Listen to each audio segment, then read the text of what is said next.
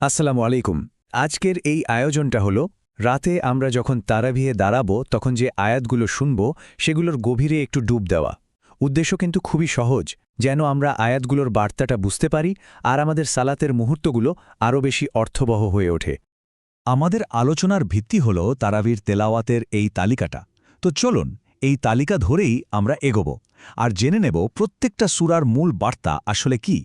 এটা আমাদের সালাতে মনোযোগ বাড়াতেও অনেক সাহায্য করবে।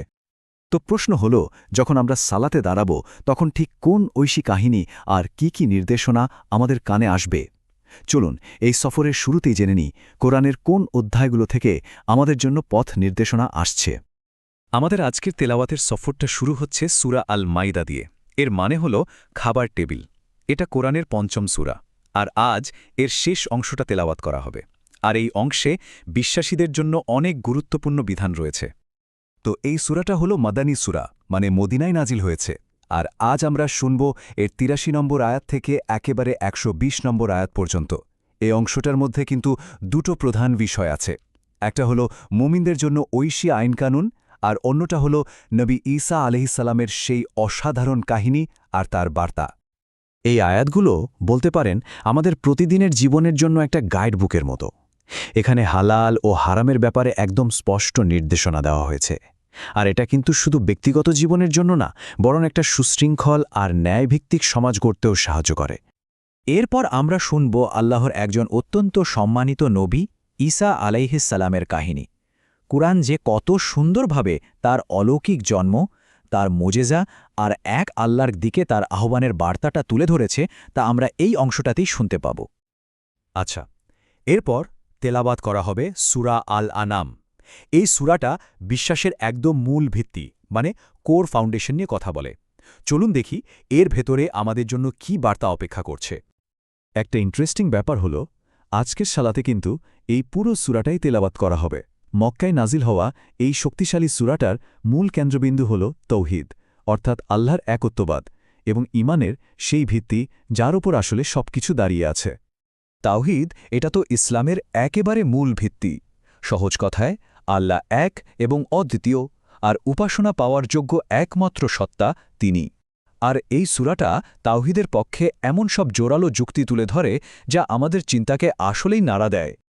এই সূরাতে আল্লাহর একত্ববাদের পক্ষে অনেকগুলো যৌক্তিক প্রমাণ দেওয়া হয়েছে।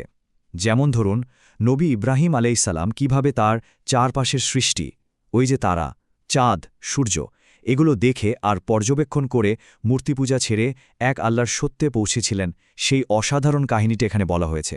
আর এর পাশাপাশি যারা সত্যকে জেনেও প্রত্যাখ্যান করে তাদের জন্যও কিন্তু রয়েছে সতর্কবার্তা। এই সূরাটা হালাল আর হারামের মধ্যেকার পার্থক্যটাকে একদম পরিষ্কার করে দেয়। দেখুন, আল্লাহ যা কিছু হালাল করেছেন সেটার পেছনে মানুষের জন্য কল্যাণ আছে, আর অন্যদিকে হারাম জিনিসগুলো, ওগুলো মানুষের নিজেদের খেয়াল খুশি আর কুসংস্কার থেকে বানানো। আর এটা করা মানে তো একরকম আল্লাহর কর্তৃত্বকেই অস্বীকার করা, তাই না? আমাদের আজকের তেলাওয়াতের একেবারে শেষ অংশটা আসবে সূরা আল আরাফ থেকে। চলুন এই সূরার শুরুর দিকের আয়াতগুলোর মূল বার্তা কি সেটা একটু জেনে নেই। মক্কায় নাজিল হওয়া এই সূরার প্রথম ১১টা আয়াত আজ আমরা শুনব। এই ছোট্ট অংশটার মধ্যে কিন্তু মানব জাতির জন্য দুটো চিরন্তন বিষয় উঠে এসেছে। একদিকে আল্লাহর পক্ষ থেকে আসা পথ নির্দেশনা, আর অন্যদিকে শয়তানের সাথে মানুষের সেই চিরন্তন দ্বন্দ্বের শুরুটা। সূরাটা শুরুই হচ্ছে একটা খুব শক্তিশালী নির্দেশ দিয়ে, আল্লাহর পক্ষ থেকে যা নাজিল হয়েছে তা শক্ত করে আঁকড়ে ধরো। এটা আমাদের সেই সব পুরনো জাতির কথা মনে করিয়ে দেয়, যারা নবীদের কথা না শোনার কারণে ধ্বংস হয়ে গিয়েছিল। এটা আসলেই এক গভীর সতর্কবার্তা। আর আজকের রাতের তেলাওয়াতটা শেষ হবে মানবজাতির একেবারে শুরুর দিকের সেই ঘটনাটা দিয়ে, মানে আদম আলাইসাল্লামের সৃষ্টি এবং ইবলিসের অবাধ্যতার কাহিনী। এই ঘটনায় কিন্তু পৃথিবীতে মানুষের সংগ্রাম আর শয়তানের সাথে তার সেই চিরন্তন দ্বন্দ্বের প্রেক্ষাপটটা তৈরি করে দেয়। তাহলে আজকের এই দীর্ঘ তেলাওয়াত থেকে আমাদের জন্য মূল শিক্ষাগুলো কি দাঁড়ালো? চলুন ৩টা সূরার বার্তাগুলোকে এক জায়গায় করে একটু দেখি। তো আজকে রাতের তেলাওয়াতের মূল শিক্ষা কি যদি সংক্ষেপে বলি, প্রথমত সূরা আল মায়দা আমাদের শেখাচ্ছে কিভাবে ঐশী আইনের মাধ্যমে একটা গোছানো জীবনযাপন করতে হয়। দ্বিতীয়ত সূরা আল আনাম আমাদের বিশ্বাসের মূলে, মানে তৌহিদের ওপর শক্তভাবে দাঁড়িয়ে থাকতে বলছে। আর সবশেষে সূরা আল আরাফ আমাদের কোরআনকে আঁকড়ে ধরতে আর ইতিহাসের প্রথম সংঘাত থেকে শিক্ষা নিতে বলছে।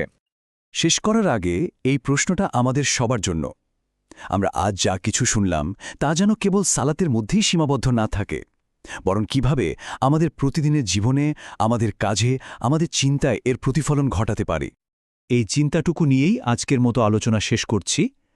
আল্লাহ আমাদের সবাইকে কুরআনের এই গভীর বার্তাগুলো বোঝার এবং জীবনে ধারণ করার তৌফিক দিন। আমিন।